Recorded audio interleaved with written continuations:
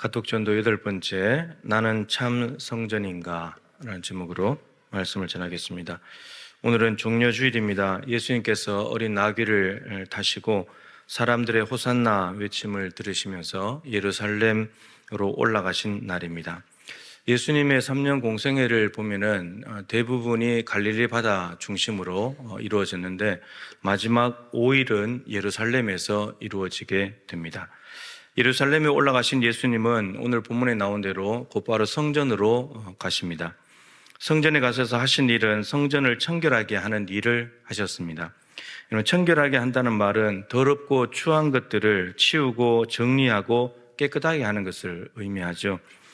매매하는 사람들을 쫓아내시고 돈 바꾸는 사람들의 상과 비둘기 파는 사람들의 의자를 둘러 엎으셨습니다. 예수님의 이런 행동은 공생의 기간 중에는 거의 찾아볼 수 없는 낯설고 당황스러운 모습입니다. 신명기 14장 22절부터 27절 말씀에 보면은 이런 말씀이 있습니다. 하나님께서 지정하신 한 곳이 있는데 이제 예루살렘이 되겠죠. 거기에 가서 너희들은 제사를 드리고 절기를 지켜야 된다. 집에서 먼 사람들은 돈을 가지고 와서 예루살렘 성전에 가까이 왔을 때 그곳에서 제물을 바꿔가지고 제사를 드리고 또 성전에 드리는 화폐가 따로 있기 때문에 세켈이라고 하는 화폐가 있기 때문에 그것으로 바꿔서 제사를 드려야 된다. 이런 말씀이 있습니다. 따라서 오늘 본문에 매매하는 것은 매매를 한다는 말은 성전 제사와 연관이 있죠. 제물과 연관이 있는 말입니다. 그리고 환전한다는 것도 성전에만 쓸 수 있는 화폐를 교환하는 것과 연관이 있습니다. 언뜻 보기에는 신명기에 있는 말씀을 근거로 해서 하나님께 좋은 제물로 제사를 드리고 예배하는 아주 열정 있는 정상적인 모습처럼 보입니다. 하지만 오늘 행동을 마치신 예수님께서 입을 열어서 말씀하시는 내용들을 보면 무엇이 문제인지를 알 수 있게 됩니다. 예수님께서 이런 말씀을 하십니다. 성전은 기도하는 집이다. 근데 너희들은 강도의 소굴을 만든다라고 책망을 하셨습니다. 이렇게 말씀하신 배경은 이렇습니다. 재물을 매매하고 환전상을 운영을 하려면은 성전 뜰에 자리가 필요하죠. 시장에서 장사를 하려 그래도 자리가 필요하듯이 성전 뜰에서도 자리를 차지해야 재물을 갖다 놓고 돈을 갖다 놓고 바꾸고 매매할 수가 있지 않겠습니까? 그런데 성전 관리자가 누구냐면 제사장들입니다. 그러니까 좋은 자리를 잡아서 장사를 하려면 제사장들과 연결될 수밖에 없는 거죠. 제사장들 허락을 해줘야 되니까. 그러니까 자리값을 내고 장사를 하는 겁니다. 제사장들의 돈 쥐어주고 자기가 이제 돈을 버는 거죠. 그러니까 이권이 개입되어 있는 겁니다. 이 자리에. 겉으로 보기에는 구약 말씀에 근거해서 성전 예배를 위한 바람직하고 건강한 행위들처럼 보이지만 그 이면에는 제사장들이 매매와 환전을 위한 구실을 들어서 자기 배를 불리는 수단으로 말씀을 변질시키고 있었다고 하는 것입니다. 이게 예수님의 눈에 보인 거죠. 예수님께서는 구약 말씀을 지킨답시고 하나님께 드리는 예배를 이용해서 자기 주머니를 채우는 제사장들, 종교 장사꾼들의 행태를 책망하시고 계신 것입니다.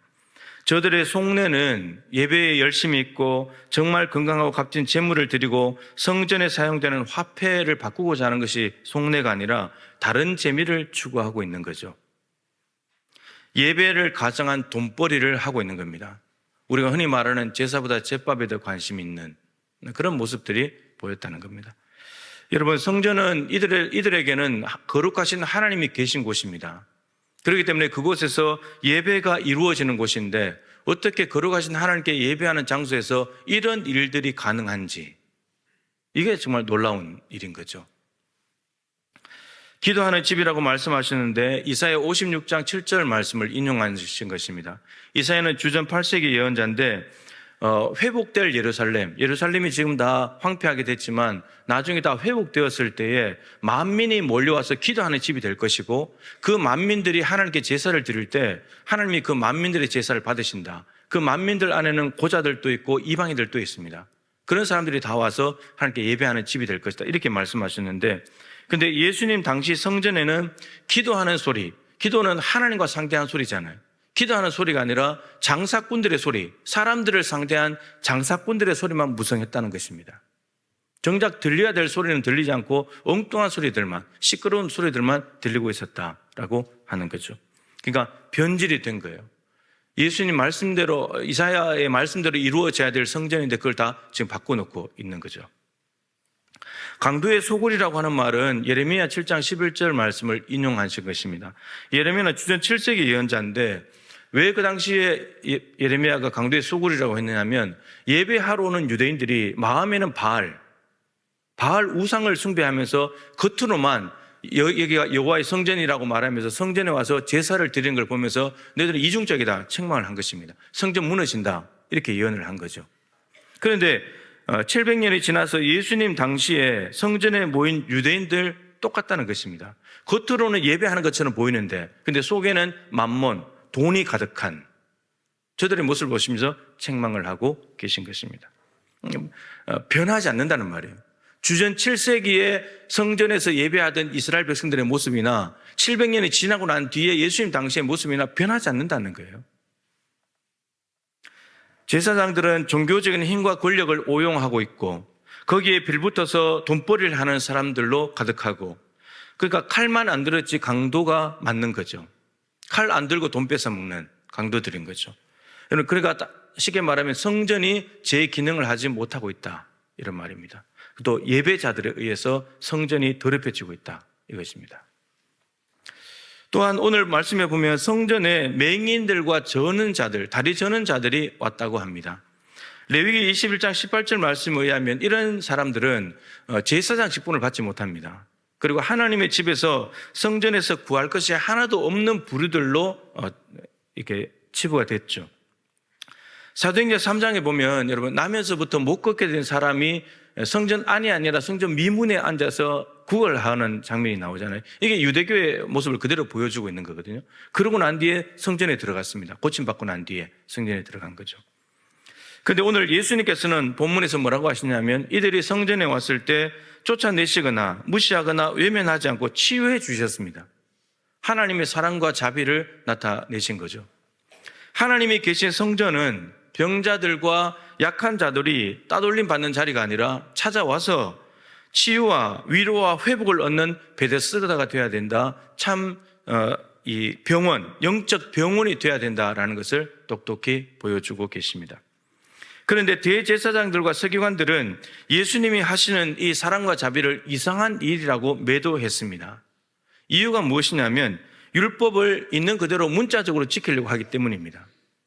여러분, 율법은 문자적인 그대로 토시 하나 안 틀리고 지키는 것이 중요한 것이 아니라 그 밑바닥에 있는 정신이 중요한 거죠. 지금 이 병든 자들과 맹인들은 사랑이 필요한데 사랑이 필요한 사람들에게 법을 들이대면 아무 무익한 거예요. 유익이 없는 거예요. 예수님의 참 정신을 가르쳐주고 계십니다.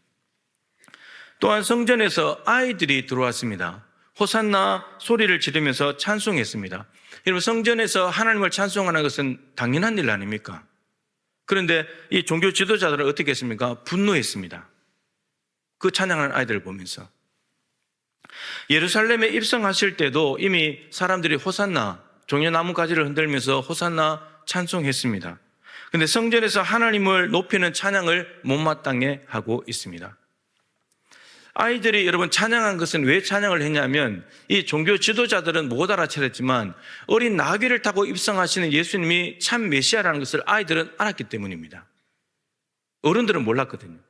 어른들은 계산하고 인기, 명예 이런 걸 따지기 때문에 예수가 싫은 거고 아이들은 나귀 타고 입성하시는 예수님을 보면서 진짜 우리 메시아야 이걸 그냥 알아차려 버렸다는 거예요. 마태복음 11장에 그런 내용이 나옵니다. 여러분 뭐가 이상합니까? 병자를 치유하시는 예수님이 이상한 것입니까? 아니면은 자신들이 예배한다는 명분으로 자리값을 받아 배를 불리는 일이 이상한 일입니까? 하나님이 계시는 성전에 있어야 될 모습은 이상한 일로 치부해버리고 더러운 속셈은 자연스럽고 정상적인 일로 정당화하고 있는 모습을 보게 됩니다. 예수님께서는 예루살렘 성전의 부패한 모습을 보시고는 먼저 행동을 통해서 다 뒤집어 엎으시고 청결하게 하는 일을 하셨습니다. 근데 그것만 하신 것이 아니라 거기다가 오늘 본문에 이 짧은 6절이지만 구약 성경을 3곳이나 인용했습니다. 아까 말씀드린 이사야 56장 7절, 예레미야 7장 11절, 그리고 시편 8편 2절도 인용을 했습니다. 구약 성경을 3곳이나 인용하셨다는 말은 성전에는 하나님의 말씀이 있어야 된다, 이런 뜻입니다. 기본적으로. 그리고 그 말씀은 제대로 적용되고 지켜져야 된다. 엉뚱하게 지키고 있으니까 제대로 지켜져야 된다는 것을 똑똑하게 보여주시는 것입니다. 여러분, 정리하면 하나님이 계시는 참 성전에 있어야 될 요소는 4가지입니다. 말씀이 있어야 됩니다. 기도가 있어야 됩니다. 찬양이 있어야 됩니다. 그리고 치유가 있어야 됩니다. 이게 참 성전이라는 겁니다. 그런데 지금 이런 게 없다는 말이죠. 이런 게 없다는 말입니다. 여러분, 4가지는 모두 다가 하나님과 연관해 있습니다. 말씀은 하나님 자체잖아요. 기도는 하나님과 상대한 거잖아요. 찬양도 하나님께서 하신 일에 대한 감사와 찬양을 올려드리는 거잖아요. 그리고 치유는 하나님이 주시는 사랑과 자비하심이잖아요. 모두가 하나님과 연관이 되어 있습니다. 따라서 참 성전은 성전의 주인이신 하나님으로 충만해야 된다는 것을 똑똑하게 보여주고 있는 겁니다. 여러분, 예수님은 교회의 머리가 되십니다. 교회는 예수님의 몸이죠. 따라서 교회는 머리 대신 예수님으로 충만한 곳이 되어야 합니다. 그런데 지금 이 예루살렘 성전에는 사람들이 가득합니다. 하나님은 없고, 말씀도 없고, 아무것도 없고, 사람들, 돈만 왔다 갔다 하고 있는 그런 모습입니다. 말씀을 거부하고 하나님을 상대한 기도가 아니라 사람들 사이에 시끄러운 소리가 들려지고, 그리고 찬양이 아니라 그럴싸한 명분과 탐욕이 자리 잡고 있고, 그리고 자비에서 나온 치유가 아니라 율법의 문자에 집중하는 이러한 것들은 참 성전에서는 없어야 될 것들입니다. 이런 것들이 있는 한 참 성전이 될 수가 없다는 거죠. 이런 것들이 가득하면 여러분, 그 자체로도 이미 병든 거예요. 이 자체로 이미 병든 겁니다. 그런데 더 심각한 문제가 발생합니다.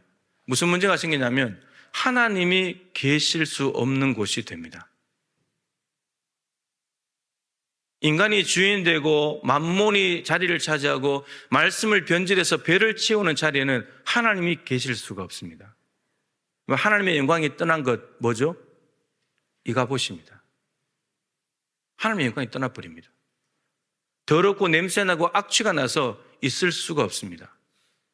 겉으로는 예배하는 건데 예배하는 자리에 왜 하나님이 안 계셔요? 근데 그 더러운 속셈들이 보이니까 하나님이 이가봇 하시는 겁니다. 근데 더 심각한 게 뭔지 아십니까? 이가봇은 반복될 수 있다는 거죠. 이가봇은 반복될 수 있습니다. 엘리 제사장 때, 사무엘상이죠. 엘리 제사장 때 성소가 실로에 있었습니다. 실로라는 곳에 성소가 있었는데, 그때 엘리의 두 아들 홈리와 비느하스가 블레셋과 전쟁하면서 언약궤를 가지고 나갔다가 빼앗겨 버렸죠. 그때 비느하스의 아내가 자녀를 낳다가 해산해가지고 애를 낳았는데 이름을 이가봇이라고 지었습니다. 언약궤 빼앗긴 이야기를 듣고 하나님의 영광이 이스라엘에서 떠났구나, 이가봇이었습니다. 근데 분열, 이제 왕정기가 들어서고 분열 왕국이 되었을 때 남유다 백성들이 타락하고 부패했습니다. 그때 하나님께서 예레미야 7장에 나오는 내용입니다. 뭐라고 말씀하셨냐면 이 예루살렘 성전을 실로와 같이 만들어 버리겠다.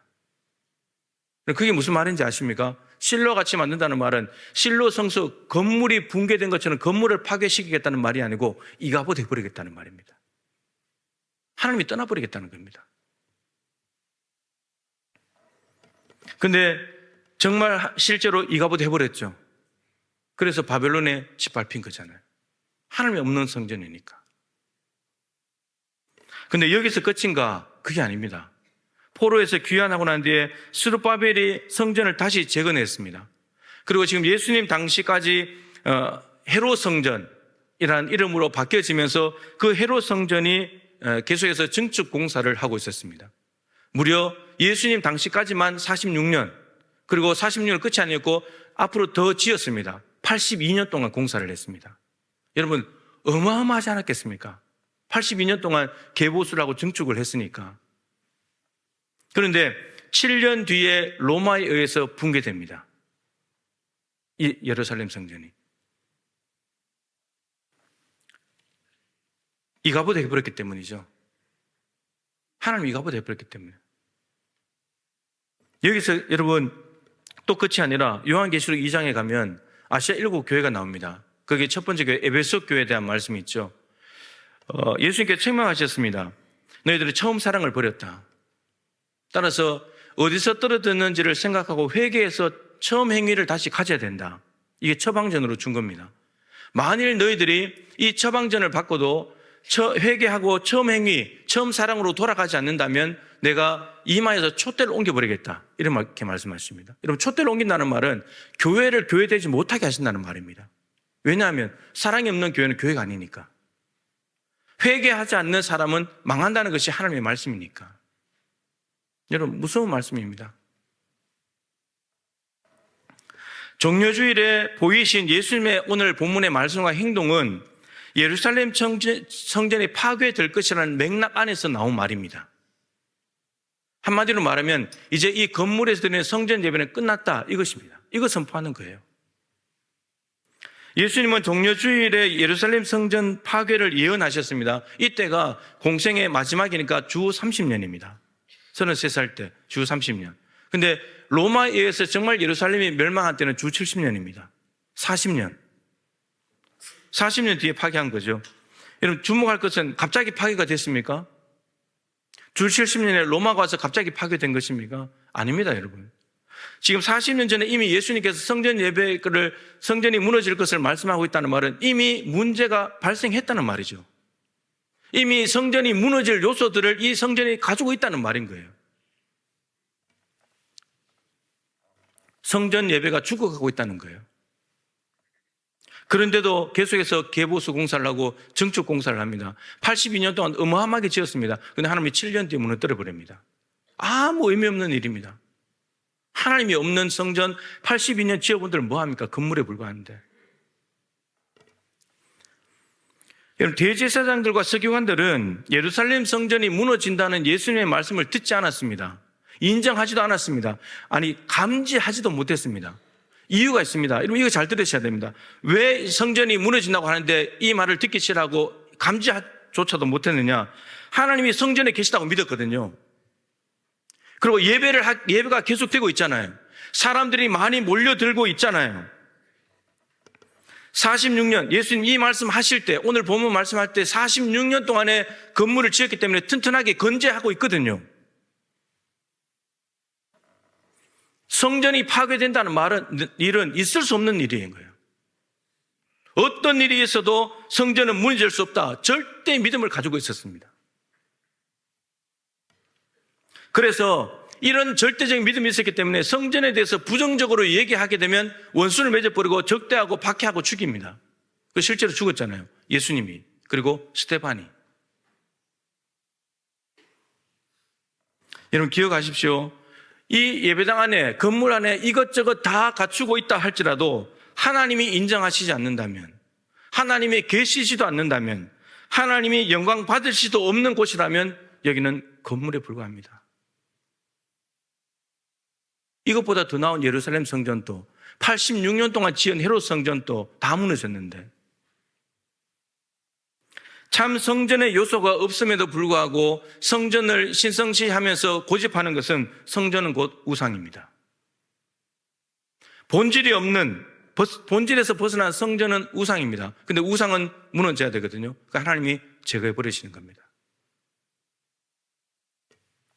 근데 정말 중요하고도 주목할 것이 뭐냐 하면 성경은 고린도전서 3장 16절, 6장 19절은 특별히 예수님을 믿고 성령이 내주하시는 우리를 가리켜서 참 성전이라고 말씀하십니다.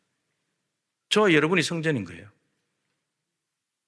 한 곳에 고정된 움직일 수 없고 이동할 수 없는 붙박이 성전이 아니라 움직이는 성전, 걸어다니는 교회, 예배하는 성도가 참 성전이라고 말씀하십니다. 그렇다면 내가 걸어다니는 참 성전이 되려면 여기에도 네 가지가 있어야 되는 거예요. 여러분 안에는 하나님 말씀이 있습니까? 말씀을 듣고, 말씀을 묵상하고, 말씀을 기억하고, 그 말씀대로 살려고 몸부림치는 삶이 있냐는 거예요. 그게 걸어다니는 교회예요. 365일 말씀 동무 좀 하시라고 해도 180명만 책을 사갔어요. 300명은 안 하는 거예요. 관심도 없는 거예요. 참 성전이 아닌 거예요. 두 번째, 쉬지 않는 기도가 있습니까? 계시록 5장 8절에 기도학교 때 했죠. 향이 천사들의 손에 의해서 하나님 앞에 상달된다고. 근데 이 향은 성도의 기도들이라. 여러분, 향은 끊임없이 하늘로 올라갑니다. 따라서 성도의 기도도 끊임없이 하늘로 올라가야 됩니다. 이 말씀을 생각하고 있다가 유튜브를 보는데 이재철 목사님이 다른 본문을 가지고 이런 말씀을 하시는데, 여러분, 성도의 기도들입니다. 성도는 단수인데 기도들은 복수예요. 따라서 기도가 점이 아니고 선이 돼야 된다. 기도들이니까. 근데 기도를 가지고 점만 찍는 사람들이 많아요. 프로그램이 있을 때, 무슨 행사를 할 때, 기도학교 할 때만 점 찍는 사람들. 근데 쭉 가야 되는데.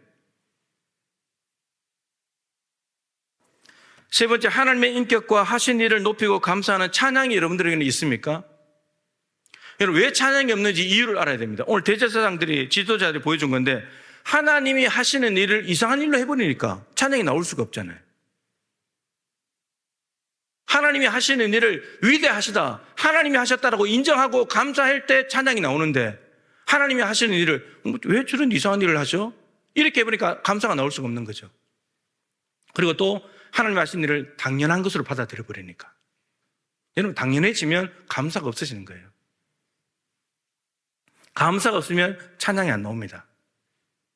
사람들이 침묵하면 뭐라 그러시죠? 돌들이 소리 지르리라. 하나님은 우리를 지으신 목적이 찬양이기 때문에 우리가 찬양하지 않는다면 돌들을 통해서라도 찬양 받으시겠다는 겁니다. 네 번째, 하나님이 주시는 사랑과 자비를 여러분들은 경험하고 있습니까? 여러분들이 경험하고 있다면 참 성전인 거예요. 하나님이 내 안에 계시다는 뜻이니까. 예수님이 내 안에 계시고 성령이 충만하다면 치유와 회복은 그냥 일어나는 일이에요. 참 성전에 네 가지 요소가 없다면 북박이 성전에 죄가 들어옵니다. 권력을 이용한, 말씀을 변절시켜서 탐욕이 들어옵니다. 그러면 그게는 이가봇 해버립니다. 근데 여러분, 우리가 참 성전이라 그랬잖아요. 우리 안에도 네 가지 요소, 참 성전의 요소가 없다면 죄가 들어옵니다. 그럼 죄가 들어오면 어떻게 되냐? 죄가 들어온 성전, 개인적으로 하나님이 이가봇 해버립니다. 참 성전에 대해서 말씀하신 뒤에 예수님의 삶은 고난이었습니다. 이제 남아있는 오히려 고난이잖아요. 고난의 연속이죠. 고난의 절정에 다다라서 십자가에서 죽으십니다. 내일부터 고난 주간인데 우리가 말씀, 기도, 찬양, 치유가 있는 참 성전, 걸어다니는 교회로 살기로 작정한다면 이번 한 주간의 삶은 여러분 고난의 삶을 살아야 되는 거예요. 고난 주간 특별 새벽기도 주제가 십자가의 능력을 경험하라입니다. 거기에는 말씀, 기도, 찬양, 치유가 있는 시간입니다. 십자가의 능력은 치유하고 고치는 거니까. 여러분, 점이 아니라 선을 만드십시오. 월요일 왔다가 힘드니까 토요일 날 오고, 월화수 왔다가 이제 3일 갔으니까 좀 쉬자, 목금도 안 아프리고, 이거는 선이에요, 선. 점이죠, 점. 선을 만들어야 돼요. 월요일부터 토요일까지 선으로. 우리의 기도 드리니까. 고난은 고난으로 끝이 아닙니다. 부활이 있습니다. 고난 없는 부활은 없죠. 고난의 규모가 크면 클수록 부활의 기쁨도 커집니다. 정비례하는 거예요. 복음 전파의 사명에 충실을 하면서도 예수님을 닮은 걸어다니는 참 성전으로 살아갈 때 우리 교회는 희망이 있고, 그리고 고난의 길을 걸어갈 때 부활의 소망을 우리는 충만히 누리게 될 것입니다.